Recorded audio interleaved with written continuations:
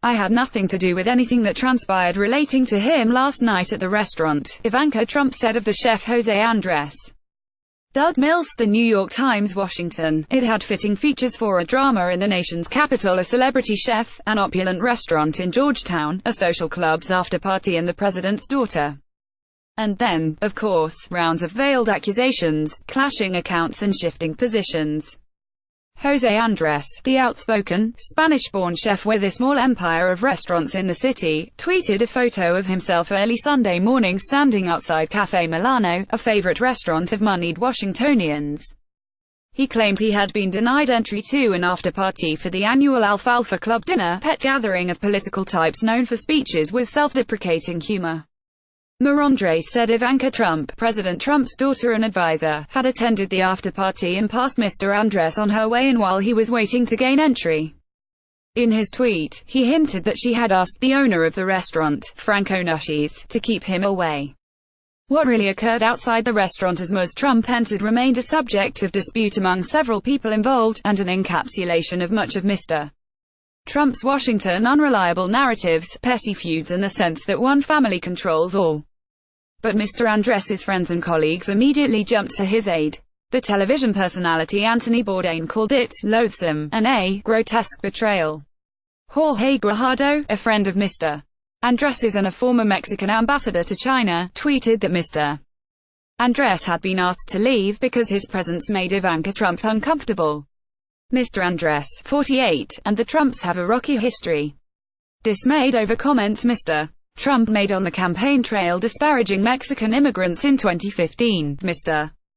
Andrés pulled out of a lease he had signed to open a restaurant in the Trump International Hotel in Washington. The parties settled a lawsuit last April, but Ms. Trump denied that she was behind the snub at Café Milano, an account backed up by the restaurant's owner. I had nothing to do with anything that transpired relating to him last night at the restaurant, Ms. Trump said in a statement. I was told I was not on the list. I was told I was not welcome, Mr. Andrés said. Erica P. Rodriguez for the New York Times. Mr. Andrés soon came to agree, it seemed.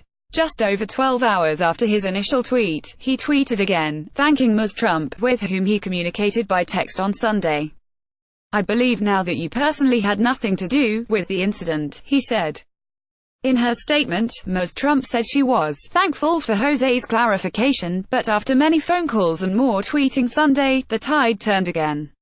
By early evening Sunday, Mr. Andrés went back to his original position. Someone in Ms. Trump's orbit had ordered that he not be allowed in. He tweeted, let's not confuse my trying to be generous and move on with anything else. What happened happened and I stand by my account. I'm ready to move on. In a phone interview, Mr. Andrés said that guests had told him they saw Ms. Trump and Mr. Nucci's talking at the party. I was told I was not on the list. I was told I was not welcome, he said. I was told I was making people uncomfortable. He added, it didn't make any sense that I was the only one not allowed in. Mr. Andrés said that when he wrote in a tweet that Ms. Trump was not personally involved, it was an attempt to take the high road and offer Ms. Trump credence. I'm not a perfect boy, but I am a good boy, he said. On Sunday, there was still disagreement over whether Ms. Trump had talked to Mr. Nucci's. Guajardo, a close friend of Mr. Andrés's who spoke to the chef repeatedly on Sunday, said that Mr. Andrés told him that attendees had confirmed Ms. Trump was spotted talking to Mr. Nucci's after she walked into the restaurant, which increased Mr. Andrés's suspicion. While Mr. Andrés waited outside, he said, he asked security if he could speak with Mr. Nucci's, an old friend who promised that he would step outside to check in.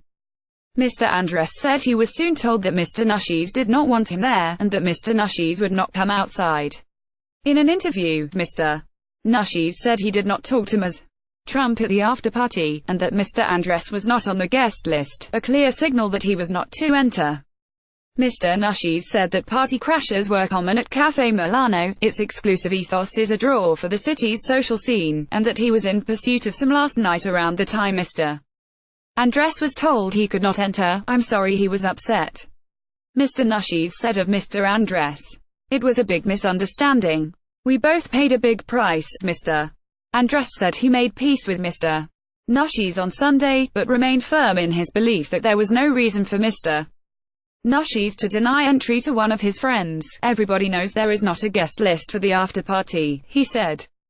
Nobody was checking anybody. He said that he had eaten at the restaurant since he was 23, and that when other guests at the after-party heard he had been turned away, they also left the gathering in a show of support. Mr. Andrés and Ms. Trump have a relationship that predates the 2016 presidential election. When they saw each other at a reception before the alfalfa dinner on Saturday, they chatted amiably for a minute. The two had previously talked about issues like aid to Haiti and other causes important to Mr. Andrés. But his relationship with the Trump family has been fraught. In addition to the lawsuit over his planned restaurant at the Trump Hotel, Mr. Andrés was a prominent critic of the administration's hurricane response in Puerto Rico last year. Andrés clashed with the Federal Emergency Management Agency as he undertook his own efforts to serve millions of warm meals there. By Sunday evening, Mr. Andrés said he was tired of the attention his original tweet had received.